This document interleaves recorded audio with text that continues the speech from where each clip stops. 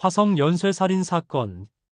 이 이름 석자만 들어도 대한민국 국민이라면 누구나 싸늘한 비극과 함께 이루 말할 수 없는 공포를 떠올릴 것입니다.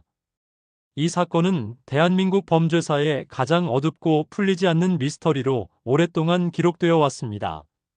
1986년 9월 15일 평화로웠던 경기도 화성군 태안읍 일대의 첫 희생자의 비명이 울려 퍼진 그 순간부터 1991년 4월 3일 마지막 10차 사건에 이르기까지 약 5년 7개월이라는 긴 시간 동안 화성 지역은 그야말로 공포와 절망 그리고 불신으로 가득했습니다.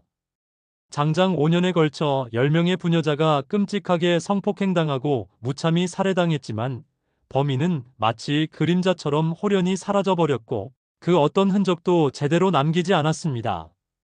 30년이 넘는 세월 동안 미제 사건으로 남아있던 이 비극은 2003년 봉준호 감독의 영화 살인의 추억을 통해 다시금 세상에 널리 알려지며 수많은 이들의 가슴에 지워지지 않는 아픔과 안타까움을 남겼습니다. 영화 속에서 비 내리는 밤, 짙은 안개 속을 헤치며 논두렁에 홀로 서서 망연자실하게 범인을 응시하는 형사의 절망적인 뒷모습은 사건을 해결하지 못한 당시 수사팀의 좌절감과 무력감을 고스란히 대변했습니다. 이는 또한 범인의 그림자마저 잡지 못했던 미제 사건의 서글프고 비통한 현실을 우리에게 생생하게 보여주었습니다. 하지만 마침내 2019년 첨단 DNA 증거 분석을 통해 이춘재라는 인물이 화성 연쇄 살인 사건의 진범으로 특정되면서 길고 긴 미스터리는 비로소 끝을 맺게 됩니다. 이춘재는 자신이 저지른 10사건의 살인과 9건의 강간 범행을 자백했지만 이미 공소시효가 만료되어 형사처벌은 불가능했습니다. 그럼에도 불구하고 30년 넘게 미궁에 빠져있던 진실이 밝혀졌다는 것만으로도 수많은 희생자와 유가족, 그리고 이 사건을 기억하는 모든 이들에게 작지만 큰 위로가 되었을 것입니다.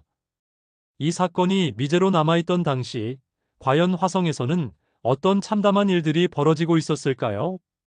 그 비극적이고 절망적이었던 순간들을 조금 더 깊이 있게 그리고 자세히 들여다보겠습니다. 사건 발생 초기 경기도 화성 일대는 그야말로 혼돈과 무지 그 자체였습니다. 당시 관할 파출소장들은 상부의 눈치를 살피며 사건의 본질을 제대로 인지하지 못하고 심지어 연쇄살인 사건이라는 사실 자체를 인정하려 들지 않았습니다. 이때는 1988년 서울올림픽 개최를 불과 2년여 앞두고 있던 시기였고 대한민국은 세계인의 이목이 집중되는 대규모 국제 행사를 성공적으로 치르기 위해 국가적 역량을 총동원하고 있었습니다. 사회 전반의 분위기는 극도로 민감했으며 정부는 올림픽 개최를 앞두고 대외적으로 평화롭고 안정된 국가의 이미지를 보여주는데 혈안이 되어 있었습니다. 이러한 상황에서 대규모 연쇄살인 사건이 공론화되는 것은 국가 이미지에 심각한 타격을 줄 수 있는 악재로 인식되었습니다. 때문에 사건이 불필요하게 커지는 것을 원치 않았고 이러한 상부의 묵시적 혹은 명시적 압박은 결국 부실하고 미흡한 초동 조치로 이어졌습니다. 초기 수사팀은 사건의 심각성과 연쇄성을 제대로 인지하지 못한 채 각 사건을 개별적인 살인 사건으로 간주하고 피해자 주변 인물들을 중심으로 제한적인 수사를 진행했습니다.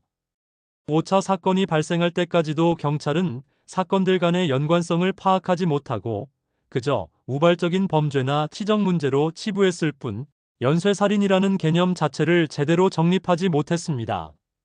당시만 해도 지금처럼 체계적인 프로파일링이나 광범위한 과학수사 기법이 제대로 발달하지 않았던 시절이라 여러 사건을 연결지어 분석하고 범인의 패턴을 예측하는 데 근본적인 한계가 많았습니다. 이러한 미흡한 초동 조치와 제한적인 수사 기법은 결국 잔혹한 범인이 활개 칠 수 있는 치명적인 빌미를 제공하게 된 것입니다. 무고한 생명이 계속해서 쓰러져가는 동안 경찰은 범인의 그림자조차 제대로 쫓지 못하고 허둥대기 일쑤였습니다. 하지만 희생자의 수가 걷잡을 수 없이 늘어나고 언론의 연일 보도로 인해 사회 전체의 관심이 화성 연쇄살인 사건에 집중되면서 더 이상 사건의 심각성을 은폐하거나 축소할 수 없는 지경에 이르렀습니다. 민심은 극도로 흉흉해졌고 화성 지역 주민들의 불안감과 공포는 극에 달했습니다. 결국 정부는 더 이상 사태를 방관할 수 없다고 판단, 경찰에게 특단의 조치를 요구하기 시작했고, 급기야 대한민국 경찰 역사상 전례 없는 규모의 대규모 수사본부가 설치되었습니다. 그야말로 대한민국 역사상 최대 규모의 수사가 시작된 것입니다. 연인원 205만 명이라는 상상하기 힘든 수의 경찰 인력이 이 사건 해결을 위해 투입되었고, 무려 2만 1천여 명이라는 엄청난 수의 용의자들이 수사를 받았습니다. 이는 당시 인구 대비 압도적인 수치로 그만큼 국가적인 관심과 인력이 집중되었음을 보여줍니다. 하지만 이렇게 막대한 인력과 자원이 투입되었음에도 불구하고 수사는 끊임없이 난항을 겪었습니다. 문제는 비효율적인 인원 투입과 여전히 탐문 수사 위주로 진행되는 주먹구구식 수사 방식에 있었습니다. 당시 경찰은 과학적인 수사 기법보다는 발로 뛰는 탐문 수사에 의존하는 경향이 강했습니다.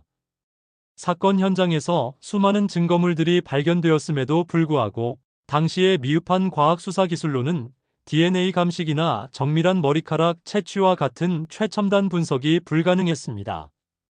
지문 감식이나 혈액형 분석 정도가 그나마 활용될 수 있는 전부였지만 그마저도 한계가 명확했습니다. 예를 들어 수사팀은 범인의 혈액형을 B형으로 특정하여 수사망을 좁히려 노력했지만 실제 범인 이춘재의 혈액형은 O형이었다는 사실은 당시 과학수사의 한계와 판단 착오를 여실히 보여주는 대목입니다. 이러한 오인된 단서들은 수사를 더욱 미궁으로 빠뜨리는 결과를 초래했습니다. 수사 과정에서 인권 침해, 논란도 끊이지 않고 불거져 나왔습니다. 목격자들의 진술을 확보하기 위해 수원과 화성 지역에 거주하는 25세에서 35세 남성의 사진을 모두 모아 무작위로 보여주며 범인을 찾아보게 하는 비효율적인 방법이 동원되기도 했습니다. 심지어 일부 수사관들은 사진 속 인물에게 수갑을 채운 모습을 연출하거나 심리적인 압박을 가하는 방식으로 범인으로 몰아가는 강압 수사를 자행하기도 했습니다. 이러한 강압 수사의 가장 비극적인 결과는 바로 8차 사건에서 드러났습니다. 당시 8차 사건의 범인으로 지목되어 억울한 누명을 쓰고 무려 20년간 옥살이를 해야 했던 윤성여 씨의 사례는 당시 수사 시스템의 총체적인 문제점과 인권 침해의 심각성을 극명하게 보여주는 안타까운 비극으로 남아 있습니다.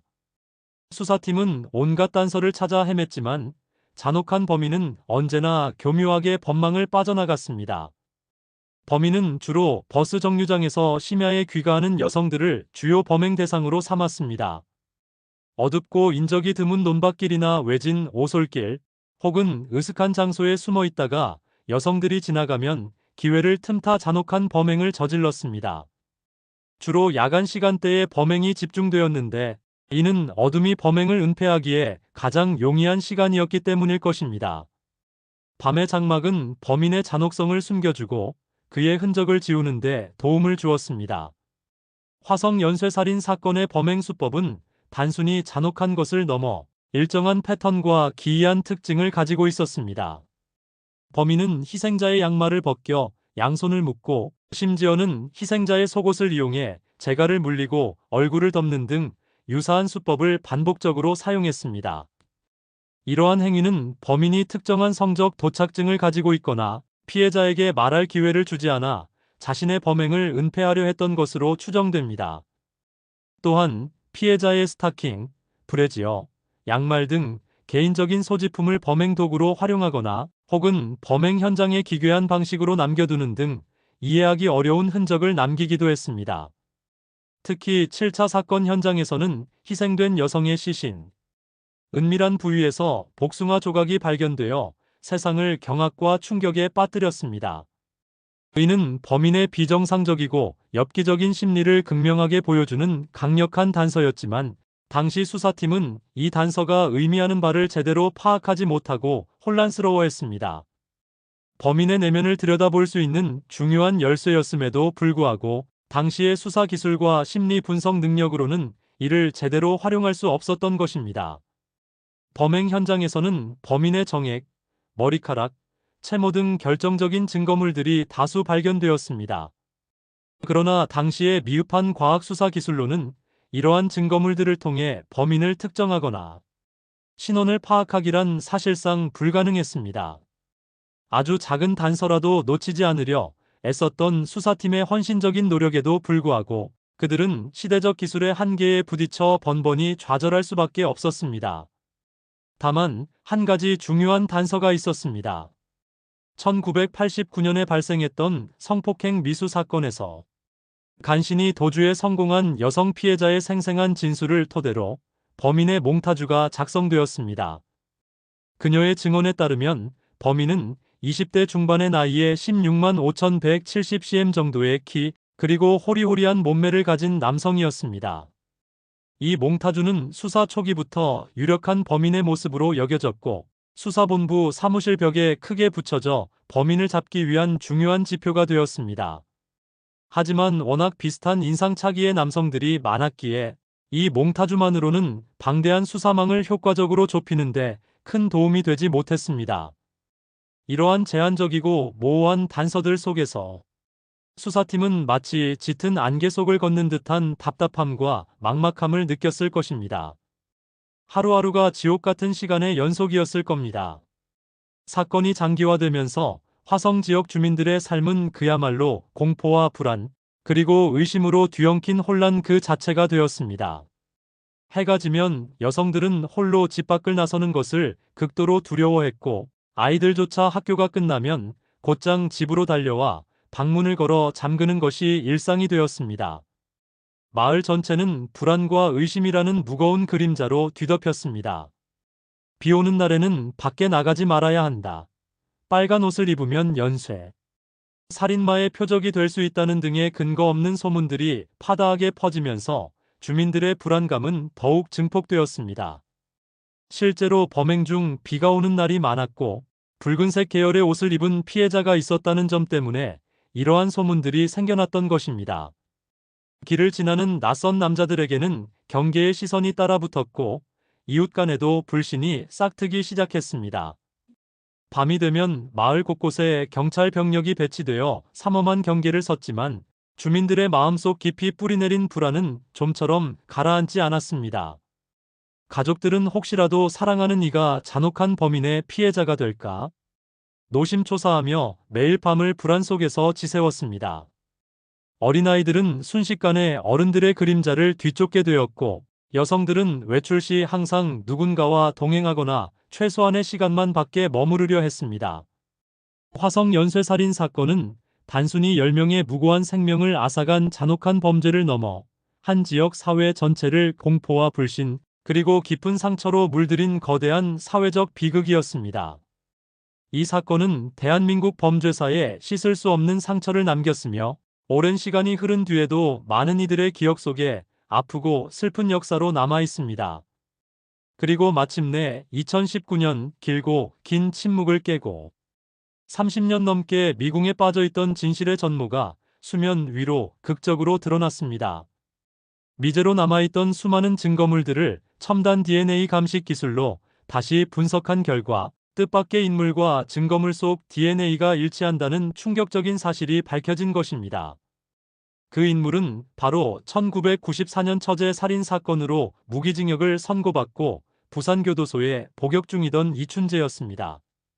그의 DNA가 화성 연쇄살인 사건 현장에서 채취된 정액, 머리카락, 채모 등 결정적인 증거물들과 완벽하게 일치한다는 결과가 나온 것입니다. 이춘재는 처음에는 혐의를 완강히 부인했지만 끈질긴 추궁과 과학적인 증거의 압박 끝에 결국 모든 범행을 자백했습니다. 그는 화성에서 발생한 10건의 연쇄살인 사건뿐만 아니라 추가적으로 사건의 살인과 9건의 강간 범행까지 총 14건의 살인과 9건의 강간을 자신이 저질렀다고 시인했습니다. 이 자백은 대한민국 사회 전체를 거대한 충격과 경악에 빠뜨렸습니다. 30년이 넘는 세월 동안 모든 국민을 미궁에 빠뜨렸던 잔혹한 연쇄, 살인마의 진짜 정체가 마침내 밝혀진 순간이었습니다. 그의 자백과 함께 과거 수사 과정에서 드러난 경찰의 부실, 수사와 강압 수사 문제도 다시금 수면 위로 떠올랐습니다. 특히 8차 사건의 범인으로 지목되어 억울하게 20년간 옥살이를 해야 했던 윤석열 씨는 재심을 통해 마침내 무죄를 선고받았습니다. 이는 당시 수사 시스템의 총체적인 문제점과 인권 침해의 심각성을 여실히 보여주는 안타깝고 비극적인 사례였습니다. 이 사건을 계기로 수사기관은 과거의 잘못을 인정하고 다시는 이와 같은 비극이 재발하지 않도록 인권 존중과 과학 수사 강화를 위한 뼈아픈 노력을 약속했습니다. 화성 연쇄살인 사건은 이제 더 이상 미제 사건이 아닙니다. 범인의 정체는 밝혀졌고 수많은 사람들의 한과 아픔은 조금이나마 위로받을 수 있게 되었습니다. 하지만 이 사건이 우리 사회에 남긴 교훈은 여전히 현재 진행형으로 중요한 메시지를 던져주고 있습니다. 과학 수사의 발전과 인권 존중의 가치를 되새기게 하며 과거의 아픔을 통해 더 나은 미래를 만들어 나가야 한다는 것을 말이죠. 오랜 시간 동안 말할 수 없는 고통 속에서 살아야 했던 유족들과 무고한 희생자들의 명복을 빌며 다시는 이와 같은 잔혹하고 비극적인 연쇄살인 사건이 이 땅에서 반복되지 않기를 간절히 그리고 엄중히 기원합니다. 이러한 과거의 비극을 잊지 않고 기억함으로써 우리는 더욱 안전하고 정의로운 사회를 향해 나아갈 수 있을 것입니다. 화성 연쇄살인 사건은 단순한 범죄가 아니라 우리 사회의 어두운 단면과 한계를 보여준 거울이자 미래를 위한 중요한 교훈을 담고 있는 역사적 사건입니다. 우리는 이 사건을 통해 정의가 반드시 실현되어야 한다는 강력한 메시지를 다시 한번 새겨야 할 것입니다. 범죄는 어떤 경우에도 용납될 수 없으며 모든 생명은 소중하게 보호되어야 합니다. 이 비극적인 사건이 우리에게 남긴 가장 큰 유산은 바로 이러한 기본적인 인간 존중과 사회 정의의 원칙을 결코 잊어서는 안 된다는 준엄한 경고일 것입니다.